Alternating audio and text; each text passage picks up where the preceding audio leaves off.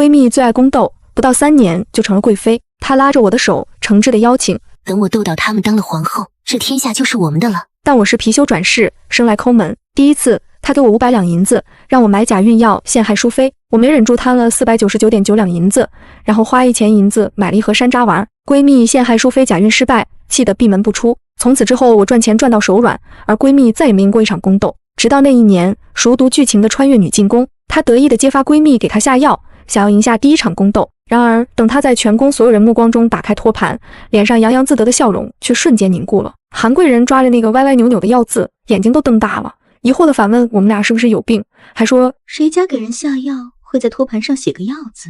闺蜜悄悄朝我竖了个大拇指，然后恶人先告状，大对皇上说：皇上，韩贵人陷害臣妾。韩贵人气得直叫冤枉，拼命翻找托盘，试图翻出点证据来。但这次闺蜜给我的那50两马蹄金实在是太漂亮了，我一文都没舍得花。韩贵人上找下找不着，被皇上下令禁足的时候，突然恍然大悟，大叫着说原来是请君入瓮，还说我们手段高明。她不甘地被拖了下去，闺蜜美滋滋的和我手牵手回了寝宫。闺蜜感慨着说，差一点就被算计了，宁欢，幸好你早有准备。说完，她就去翻自己那本已经泛起毛边的宫斗秘籍，我则去数这几年为她买药贪下的金子和银子。闺蜜眼里全是熊熊燃烧的野心，她搓搓手，从床底下翻出一瓶让我高价买来的迷药，对我说：宁欢，今天这个韩贵人挺厉害，他恐怕是个对手，待我先解决了他。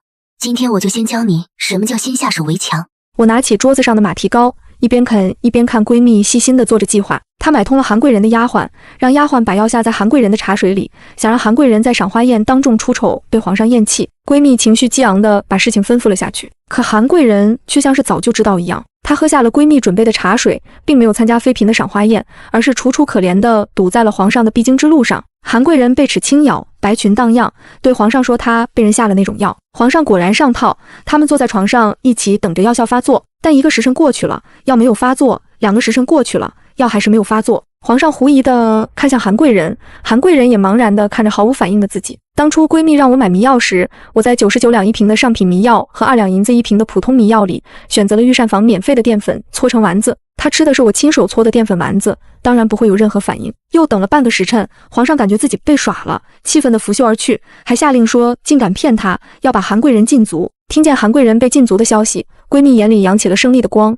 冷哼着说想跟他斗还不够格。韩贵人被禁足了2个月，放出来的时候恰逢太后寿宴。本来闺蜜已经把他忘了，但没想到她不知道通过什么手段搭上了太后，半路抢走了2次本来属于闺蜜的恩宠。闺蜜气得牙痒痒，听说韩贵人要献武后，决定要报复回去。她打算先在韩贵人的舞衣上做手脚，把袖子上的线剪断，等韩贵人跳舞的时候让她当众断袖，然后再找人在大殿中间涂上桂花油，让她摔个大马趴。闺蜜拿出一大盘金子，打算收买制衣的绣娘和女官，还有负责擦洗大殿的太监。我的眼睛粘在那一盘金子上，根本挪不开，忍不住感叹金子好多。闺蜜察觉到我的目光，十分信任地把盘子推进了我的怀里，让我来安排，说交给我她放心。看着她信任的目光，我愧疚地摊了那一盘金子，然后拿出2两银子去收买那些人。寿宴当天，闺蜜期待地拿起瓜子，等着看韩贵人出丑。可韩贵人却突然走到大殿中央跪了下来，向皇上和太后启禀说自己恐怕无法献舞了，因为舞衣被人捡了。皇上和太后纷纷沉下脸，下令彻查。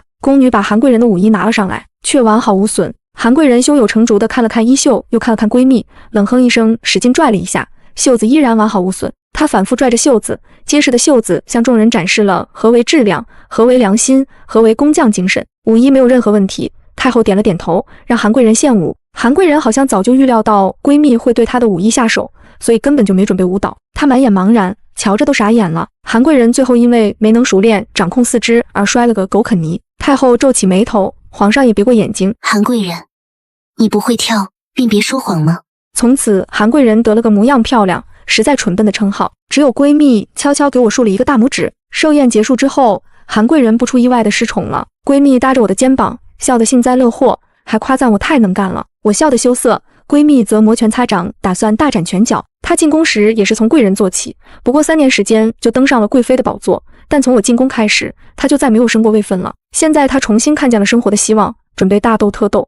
可还没等她付诸行动，就发现自己怀孕了。皇上子嗣单薄，宫里只有2个公主和1个早夭的皇子。闺蜜兴奋得睡不着，摸着自己的肚子对我说：“我终于是整个宫里最尊贵的人了。”她等到孩子2个月大，在皇上万寿节时公布了自己怀孕的消息。闺蜜一瞬间成为了皇上和太后的心尖宠，在宫里横着走，其他妃嫔们全都避其锋芒。我也高兴地从床下的一堆金子里拿出2大块，准备给没出生的宝宝打平安锁。但还没等我们高兴多久，韩贵人也传出了怀孕的消息。更可恶的是，钦天监说韩贵人这一胎是有利于江山的复兴，所有人的目光瞬间被吸引走，韩贵人更是瞬间连升5级，成了韩婕妤。闺蜜的斗志瞬间就被激发了，气得连连说岂有此理，还说要给韩婕妤下麝香。但闺蜜是孕妇，不能碰麝香，这个任务便交给了我。为了未来孩子的幸福，闺蜜给了我足足1大箱黄金，我的眼睛一下就亮了。可我看了一圈，发现麝香实在太贵了，这东西又不能用在自己身上，给别人花钱，那不就是在割我的肉吗？我心里一阵心痛，但闺蜜交代的任务又必须完成，于是灵机一动，想到了办法。几天后，闺蜜满意的拿着我准备好的佛像送给了韩婕妤。韩婕妤捂着鼻子，笑盈盈地收下了闺蜜送的佛像。第2天，韩婕妤就动了胎气，哭着说自己肚子痛。太医检查后说她宫里有麝香，韩婕妤精准地找到了闺蜜送的佛像，哭着控诉闺蜜害她。正要跟我庆祝的闺蜜和我一起被皇上叫了过去。闺蜜满脸惊恐，疑惑地自语说韩婕妤怎么知道她把麝香藏在佛像里？明明宫里每个妃嫔都送了礼物，韩婕妤怎么单单怀疑她？闺蜜心虚地向皇上辩解，说自己没有害韩婕妤。韩婕妤擦了擦眼泪，反问闺蜜敢不敢把佛像锯开给大家看看。闺蜜吓得腿都软了，连忙说佛像不能锯开，这寓意太不好了。但皇上也怀疑闺蜜，当即命令太监把佛像锯开。韩婕妤捂着唇角，眼里闪烁着得意、兴奋和即将胜利的光芒。下一刻，被锯开的佛像就摊开在所有人面前，只见佛像中间放着一大坨红色的物体。韩婕妤像只斗胜了的公鸡，用手帕捂着鼻子，对皇上说让皇上快看。太医在皇上的示意下接过那团红色的物体，看清之后突然沉默了。他看了看满脸委屈哭诉有人要害自己的韩婕妤，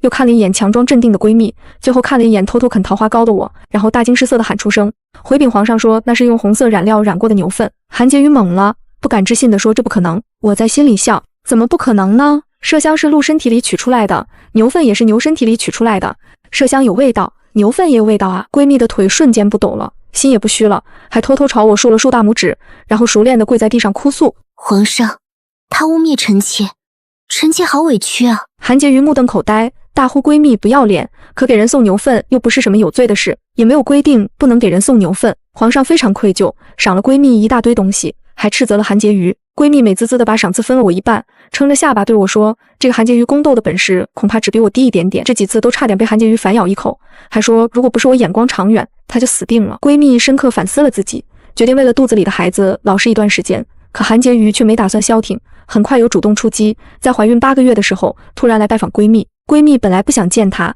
但韩婕妤一直在宫门外站着，闺蜜怕她出什么意外，到时候说不清楚，于是谨慎地把她请了进来。韩婕妤张嘴说口渴想要喝茶，闺蜜急忙说宫里没水了。韩婕妤也没强求，只笑着对闺蜜说自己肚子里是个男胎，还说闺蜜的肚子一看就圆圆的，肯定是女胎。韩婕妤又说大楚向来有立长立嫡的规矩，算起来闺蜜肚子里的孩子只比她的大几天，到时候谁先生还不一定。闺蜜气得直炸毛，果断地决定要来一招狸猫换太子，让我找个女婴进宫，她要换掉韩婕妤的孩子。闺蜜翻箱倒柜地找钱，说起来自从我进宫，闺蜜这几年已经越来越穷了，最后她翻出来一大袋金叶子塞进我怀里，让我去办这件事。我欣然答应了。我经过一番盘算，发现买通产婆要50两黄金，找女婴要买通好几个即将临盆的孕妇，至少要30两黄金，再打通关节把女婴运进宫。那些侍卫太监最是贪婪，起码要100两黄金。我咬了咬手指，反复思索，最终灵机一动，想到了一个最省钱的办法。等我安排好一切之后，闺蜜突然在御花园和过来赏花的韩婕妤撞在了一起，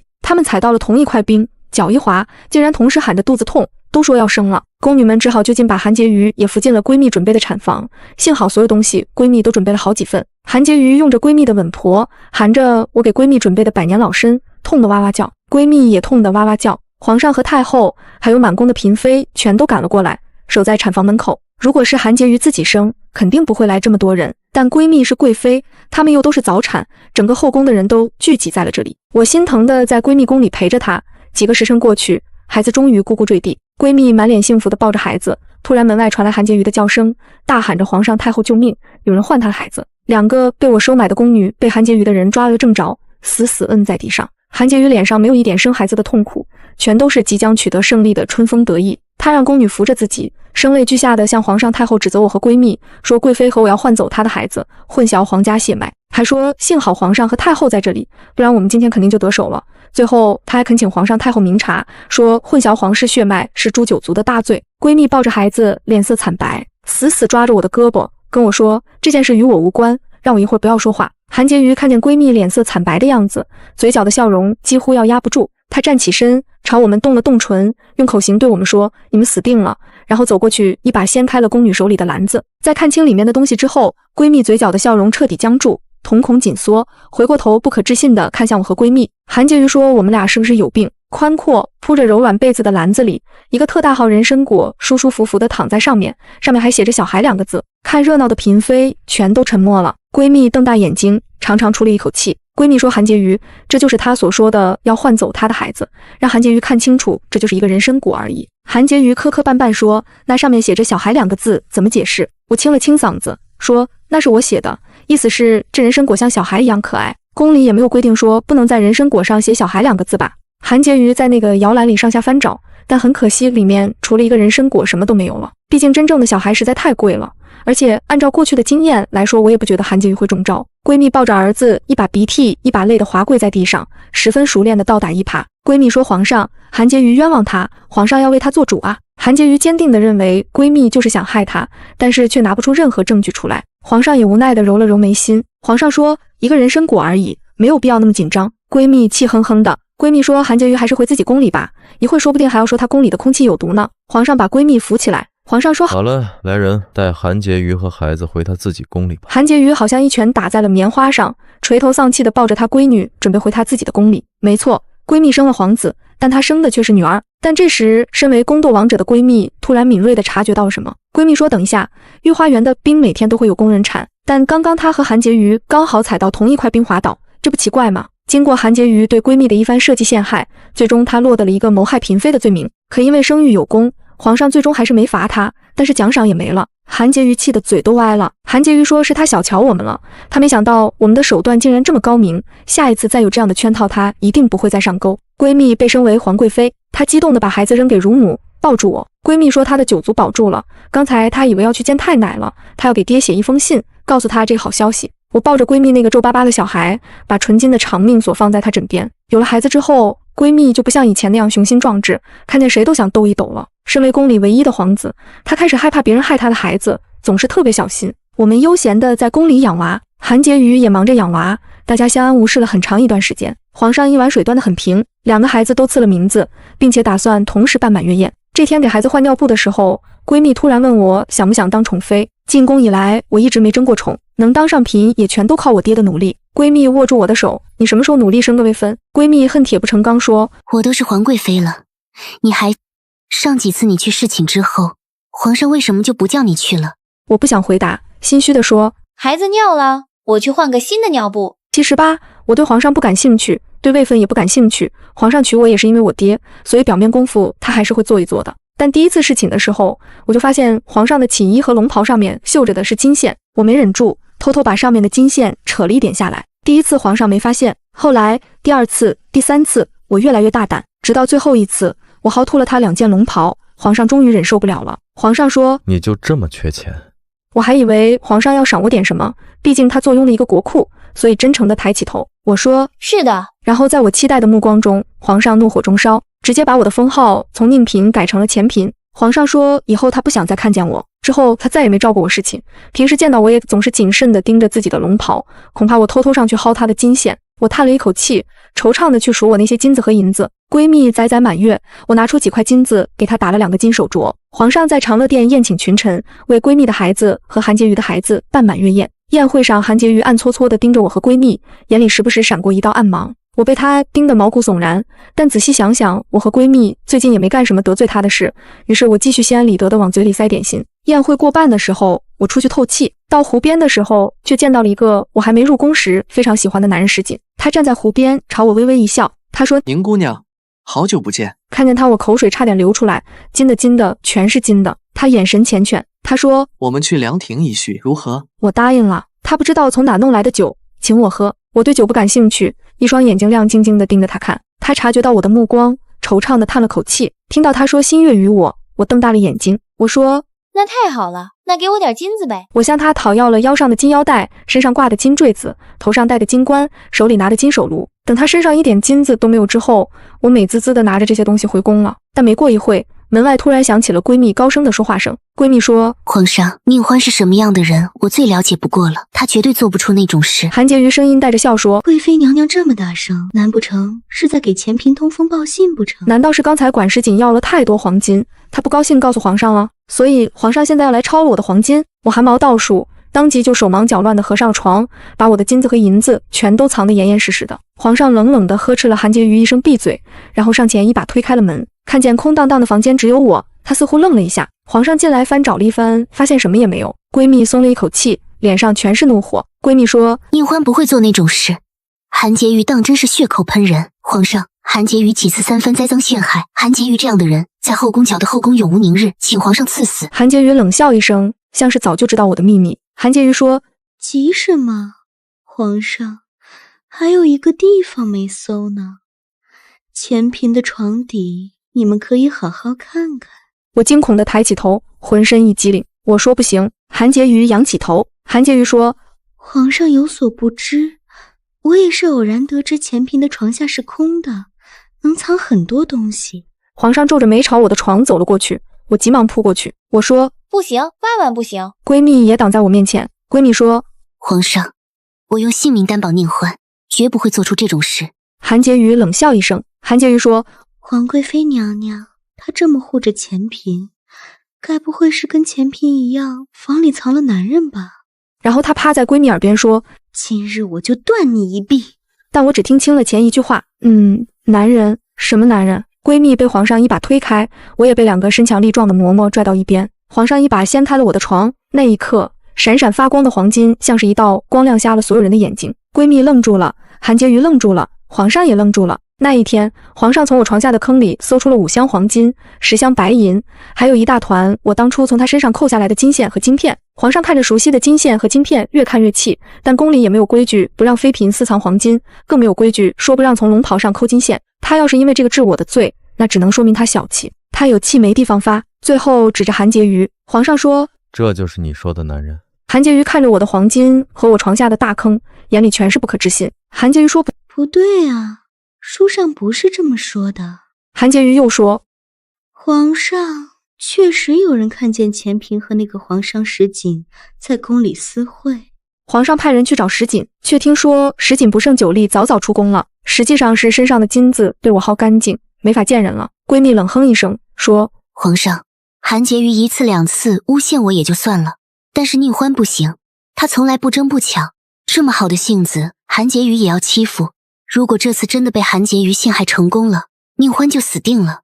皇上，这样心肠歹毒的人一定要处置。皇上念在她是公主生母，最后还是把她连贬5级，把她贬成了贵人。皇上说她这样的生母也教不好公主，把公主给德妃养着吧。然后看了一眼我那团金线，气冲冲的走了。韩婕妤现在又是韩贵人了，也跟着皇上哭天抢地的走了。她重重的瞪了我一眼，仿佛在说我等着。现场只剩下闺蜜和我。闺蜜看着我的金子，越看越眼熟。闺蜜说：这怎么像是我的金子？不对，这就是我的金子啊。我老实的像一只鹌鹑。我说：我只是贪了一点点，就那么一点点。闺蜜说：一点点。我使劲点头，确定是一点点。看着满满当当的5箱黄金，我实在说不出来。我说：可能比一点点多了一点点的。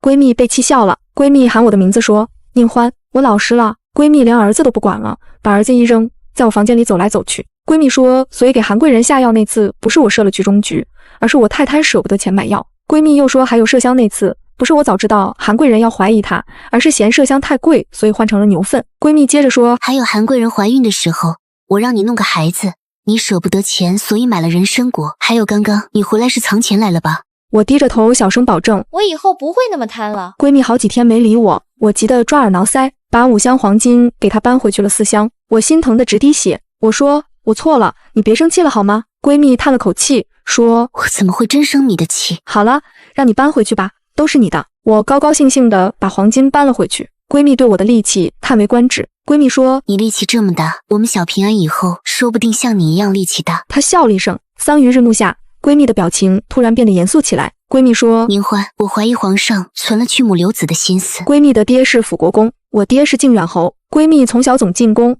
她跟几个皇子都算是青梅竹马，但她进宫纯属是野心犯了。闺蜜这辈子最大的梦想是当皇后，所以自从进宫，她一直努力朝着这个目标努力。如今皇子也生了，皇上却迟迟不肯封后，明显是担心她爹。闺蜜说，如果我死了，皇上估计要给他儿子找个养母。皇上同样忌惮你爹，所以皇上不会让你当我儿子的养母。万一将来对方生了孩子，他的平安能不能长大还是个未知数。就算平安能长大，皇上之后如果再有其他孩子，平安的下场也不会好。但可惜我们现在在宫里只能等。我思考片刻，紧紧握住了他的手。我说，千乐，无论如何，我都会站在你身后。天开始回暖，小平安百日的时候，皇上准备出去春猎，负责春猎的刚好是韩贵人的爹武威将军。他刚打赢一场胜仗，为了安抚他，皇上把韩贵人提到了嫔位。但韩嫔在我和闺蜜的一次次打击下乖巧了不少，但看见我们脸色仍然很难看。很快不知道她想到什么，脸上露出一抹古怪的笑意，然后上了德妃的马车。因为她女儿在德妃那养着，听说她在德妃面前伏低做小，就为了看一眼自己的女儿。同样是有孩子的人，闺蜜忍不住叹了一口气。闺蜜说，自作自受。我一边吃点心，一边想起她刚才那个笑容。我说，我们还是小心一点。春猎是每年的传统，在大楚会骑射的女孩子也不少。闺蜜很久没骑马了，她骑上马跟在皇上身边，我闲适的跟在闺蜜身后。韩嫔也跟了上来，她拿着弓，但也不打猎，像个幽灵一样跟在我们身后。我忍不住啧了一声。第一天，闺蜜猎回来一只狼；第二天，兴冲冲的皇帝决定深入林子，闺蜜跟在他身后。打猎实在太上瘾了，皇上和闺蜜越走越深。这时，一群不知道什么时候埋伏在这里的刺客直奔着闺蜜而来，周围的侍卫都在刚才走散了。闺蜜和我拼命抵抗，但还是受了伤。皇上在一边叫着闺蜜和我的名字，皇上喊着千乐、宁欢，问我们没事吧？电水火光间，我突然想通了什么，拽着闺蜜转头朝着皇上的方向飞奔过去。我拉着闺蜜躲在皇上身后，刺客要想刺杀我们，必须经过皇上。果然，刺客开始束手束脚起来，他们又想杀我们，又不敢动皇上。我和闺蜜完全把皇上当成了盾牌，一瞬间场面陷入焦灼。然后闺蜜故意卖了个破绽，刺客眼睛一亮就冲着闺蜜过来。说时迟，那时快，我顺手就把皇上推了过去，挡在闺蜜面前。刺客全都懵住了，看着倒下的皇上，他们愣了一下，四散逃离。闺蜜把皇上扶了起来，他还没死，只是血流的有点多。皇上喊着救命！救命！爱妃救我！等我回去封你做皇后。贵妃不理他，一味地指着他的胸口。我捡起了一把刺客留下的刀。这时，树林外突然传来了韩嫔的声音：“皇贵妃、前嫔，你们在干什么？你们要弑君吗？我就知道你们肯定要对皇上不利。我现在就叫侍卫过来，让你们把刀放下。”我没松手，反而平静地抽出刀。事已至此，不成功就是死。我抬头看向韩嫔，我说：“你确定要救皇上吗？如果你救了皇上，我们确实活不成，但今天的刺杀必定要推出来一个人背锅，那个人只能是负责猎场的武威将军。”我看着韩嫔，她站着没动。我说：“等你叫来侍卫那一刻，我马上就会杀了你，让你给我陪葬。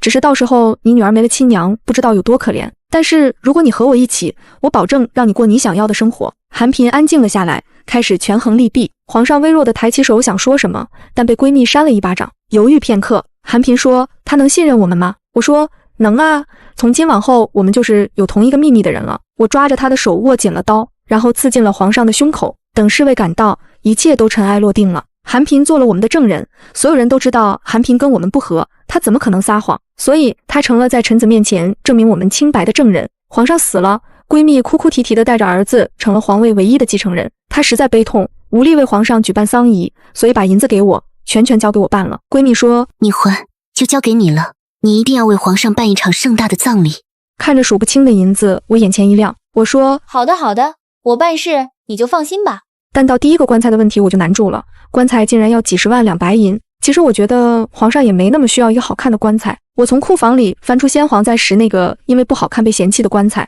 下一步是灵堂。我用纸糊了一个灵堂，春天风实在大，风一吹，灵堂也跟着动。大臣们一边哭一边抓灵堂，大臣们一边喊着：“皇上，别跑啊！”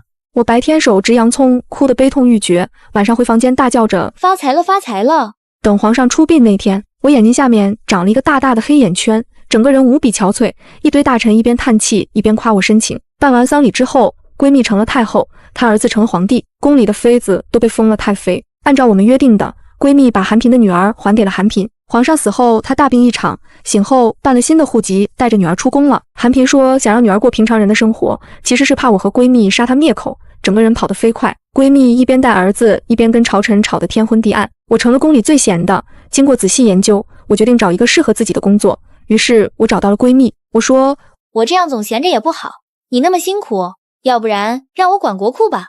闺蜜坚决地拒绝了。闺蜜说别的都行，国库不行，你别想靠近国库一步。她下了一道圣旨，不许我靠近国库3米内。我撇了撇嘴，等平安3岁那年，我骑着马去塞北找我爹去了。我爹和闺蜜的爹是好朋友，从小我爹和我娘在塞北打仗，我就时不时去闺蜜家蹭饭。这些年聚少离多，想必他们非常想我。爹娘哥哥看见我都忍不住流下热泪。爹娘说没想到我们一家人还能有团圆的时候，你受苦了。爹娘又说乐了，我受苦了。娘说乐乐，我给你做烤羊肉，这边的羊特别好吃。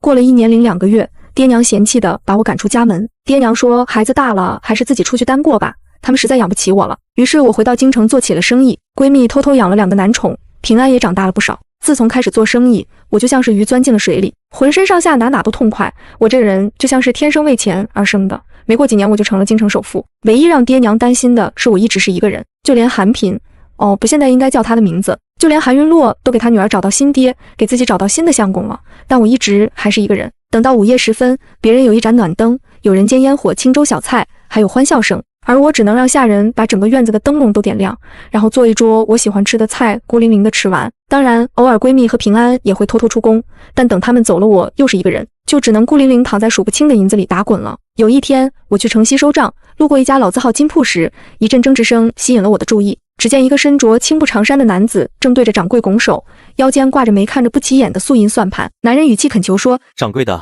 这金算盘是祖传之物，对我意义非凡，还请通融一二，我愿加价赎回。掌柜却不耐烦地摆手说，出价太低，这算盘在他手里也是蒙尘，不如卖了周转。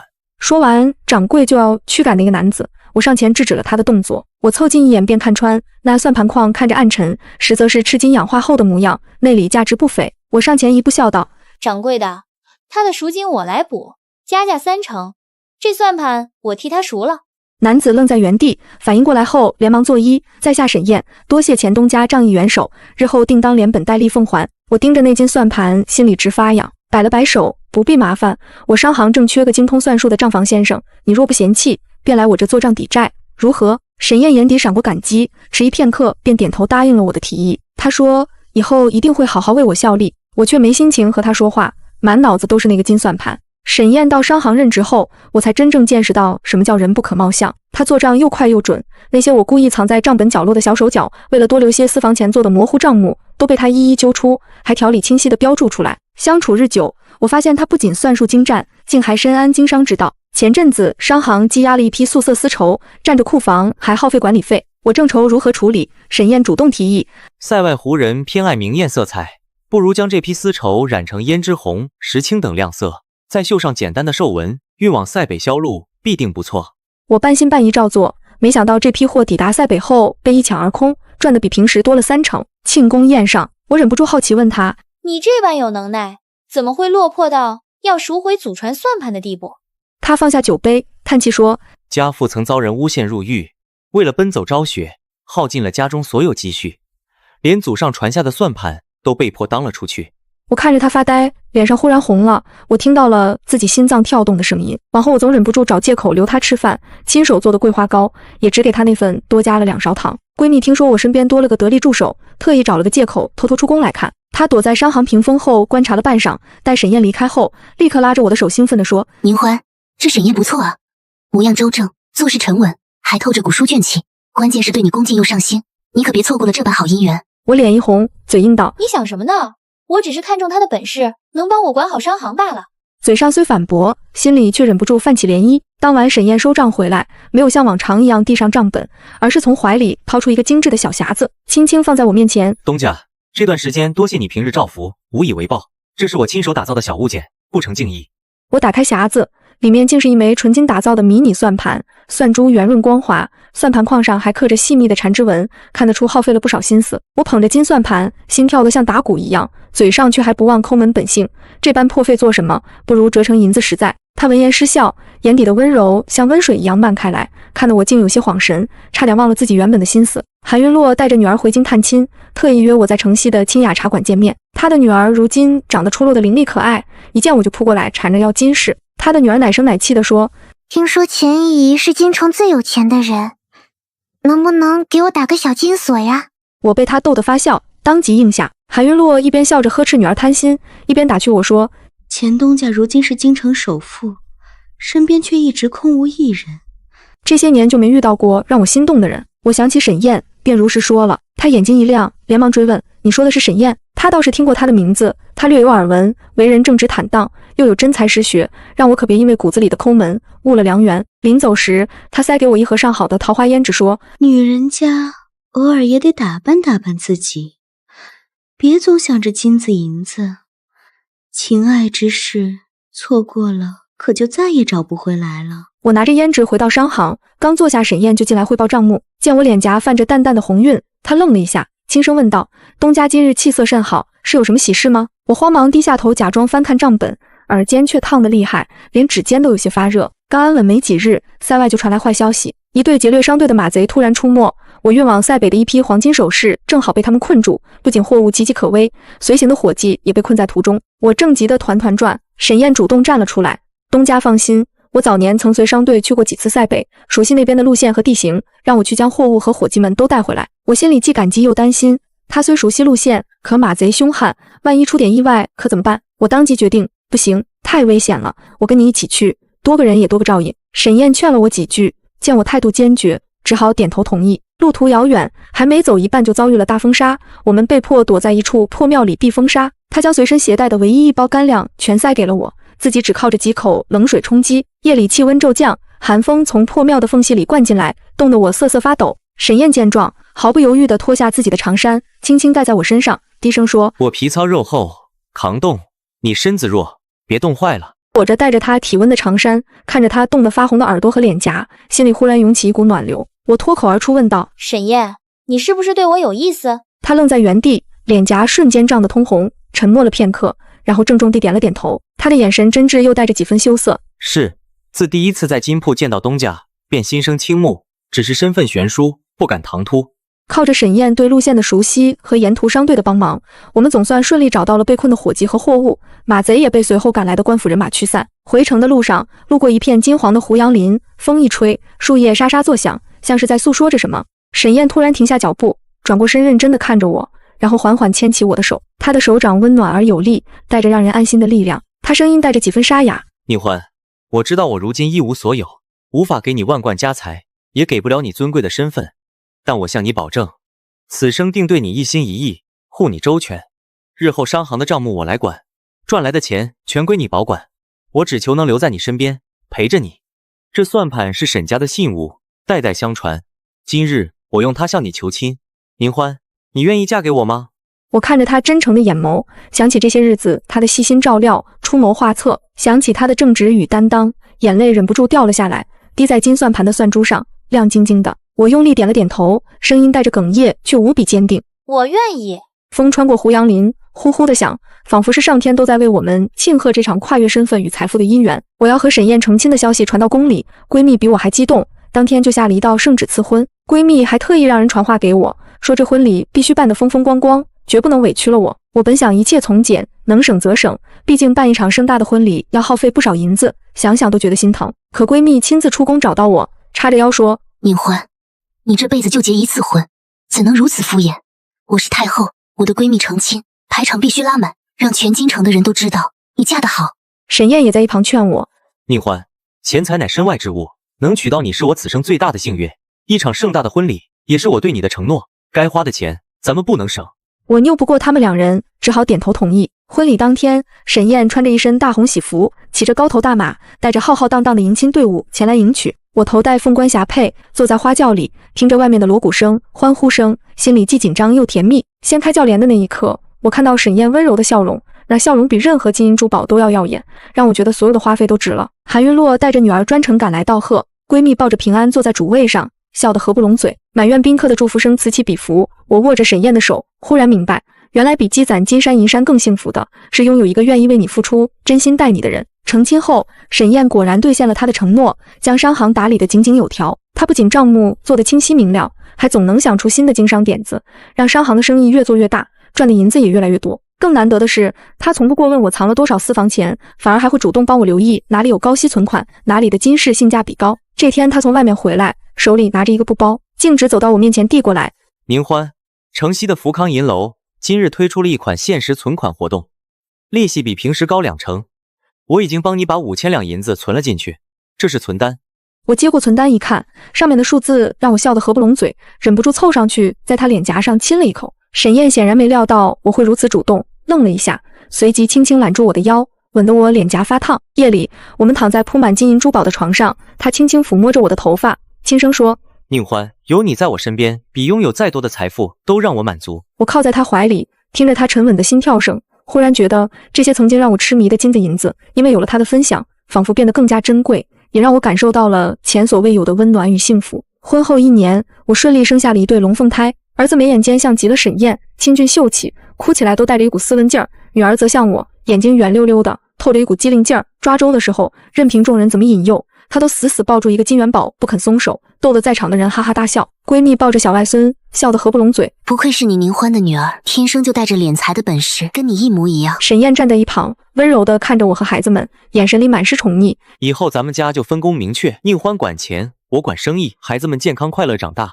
就是咱们最大的心愿。自从有了孩子，我不再像以前那样一门心思只想着赚钱攒钱。闲暇的时候，沈燕会陪着我，带着孩子们去郊外踏青，去茶馆听书，去街头巷尾吃各种小吃。有一次在郊外野餐，沈燕耐心地剥着橘子，一半一半喂到我嘴里，孩子们在一旁追逐嬉戏，阳光暖洋洋地洒在我们身上，微风带着花草的清香。那一刻，我忽然明白，幸福从来都不是独自守着一座金山孤芳自赏，而是有爱的人陪伴在侧，一起细数岁月里的点点滴滴，共享生活中的喜怒哀乐。平安渐渐长大，已经能够独当一面，顺利亲政后，闺蜜终于卸下了肩上的重担，不再每日被朝堂之事烦扰。她闲下来的第一件事，就是频繁地来我家串门。每次来，她都看着我和沈燕恩爱和睦的样子，看着孩子们活泼可爱，忍不住感慨：想当年在宫里的时候，我还总担心你这抠门的性子会孤独终老，没想到你倒是最先过上了神仙日子，儿女双全，夫妻恩爱，真是让人羡慕。我给闺蜜递上一杯刚泡好的雨前龙井，笑着说：这还得多谢你当年的撮合，若不是你在一旁推波助澜，我恐怕还在抱着我的金子过日子呢。正说着，沈燕从外面回来，手里提着一串红彤彤的糖葫芦，径直走到我面前递了过来。路过街头，听闻这家的糖葫芦今日格外新鲜，特意给你买了一串。闺蜜在一旁打趣道：沈燕对你可真是上心，事事都想着你。宁欢，你这辈子算是嫁对人了。我咬了一口糖葫芦，酸甜的滋味从舌尖漫到心底，甜得让人眯起眼睛。原来，即便是天生抠门、爱财如命的貔貅，也能被真挚的爱情填满心房，找到比金子更珍贵的幸福。韩云洛一家在江南定居后，也时常会回京城探亲。他的女儿和我的儿子自小就玩得来，算得上是青梅竹马，每次见面都有说不完的话。我们两家总会约着聚在一起，孩子们在院子里追逐打闹，笑声传遍整个庭院。我们几个大人则坐在屋里，泡上一壶好茶，聊着各自的生活。韩云洛看着窗外嬉闹的孩子们，笑着说：想当年在宫里，我们斗来斗去，谁也没想到如今能这般和睦相处，过上这般安稳幸福的日子。沈燕点点头，眼神里满是感慨。是啊，当年的风雨坎坷都过去了，现在想想，其实没什么比家人平安健康、日子安稳顺遂更重要的了。我端起茶杯抿了一口，看着身边温柔浅笑的沈燕，看着不远处亲密无间的孩子们，心里满是感激。若不是当年在金铺的偶然相遇，沈燕的真诚与担当，身边这些人的成全，我恐怕至今还是那个守着金山孤独度日的前品。如今，我不仅拥有了丰厚的财富，更拥有了温暖的家庭、真挚的爱情和珍贵的友情。这才是人生真正的圆满。随着商行的生意越做越大，京城的市场已经渐渐不能满足发展需求。沈燕深思熟虑后，向我提议：宁欢，江南一带富庶繁华，经商环境也好，我们不如在江南开设分号，将生意拓展过去，这样不仅能扩大规模，还能打通南北贸易的通道。我有些犹豫，江南虽好，但远离京城的家，我舍不得离开孩子们，也舍不得这里熟悉的一切。沈燕看出了我的顾虑，握着我的手耐心劝说：我们可以带着孩子们一起去江南看看，就当是游历一番。江南风景秀丽，文人墨客云集，也能让孩子们增长见识。等分号稳定下来，我们想回来就回来，两边都有家，岂不是更好？他的话说动了我，我点了点头同意了。江南果然如传闻中那般美丽，小桥流水，烟雨朦胧，鸟语花香，处处透着诗情画意。我们在江南最繁华的街道购置了一处宅院，院子里种满了我最爱的桂花树。每到秋天，桂花香飘满整个庭院，沁人心脾。沈宴会陪着我坐在院子里，一边赏月，一边核算商行的账目。孩子们在一旁围着我们叽叽喳喳，偶尔还会凑过来问几句生意上的事。这样的日子安稳而惬意，让人流连忘返。多年后，孩子们都已长大成人，儿子继承了我们的商行，凭借着他的聪慧和沈宴的教导，将生意做得比以前还要红火，甚至拓展到了海外。我的女儿则嫁给了一位正直善良的年轻官员，夫妻恩爱，日子过得十分美满。我和沈宴也渐渐退居幕后，不再打理商行的具体事务，每日在京城里种种花，养养鸟，偶尔约上闺蜜一起喝茶聊天，或者带着孙辈们去郊外游玩。这天阳光正好，我们坐在院子里晒太阳。沈宴从屋里拿出一个暖手炉递给我，我打开一看，里面装满了细碎的金子，闪着耀眼的光芒，这是他特意为我准备的，知道我最偏爱这些。我靠在他的肩上，脸上满是笑意说：“还是你最懂我。”他紧紧握住我的手，轻声说道：“这辈子能遇见你，能和你相守一生，是我最大的幸运。”阳光洒在我们身上，暖洋洋的，让人浑身舒坦。我看着身边头发也有些花白，却依旧温柔的爱人，看着不远处在院子里追逐嬉戏的孙辈，心里无比满足。原来貔貅并非只能守着金山孤独终老，也能遇到属于自己的良缘。真正的幸福从来都不是堆积如山的金银珠宝，而是有一个爱你的人，一个温暖的家，一群可爱的家人陪着你走过岁岁年年，这才是最圆满的大团圆。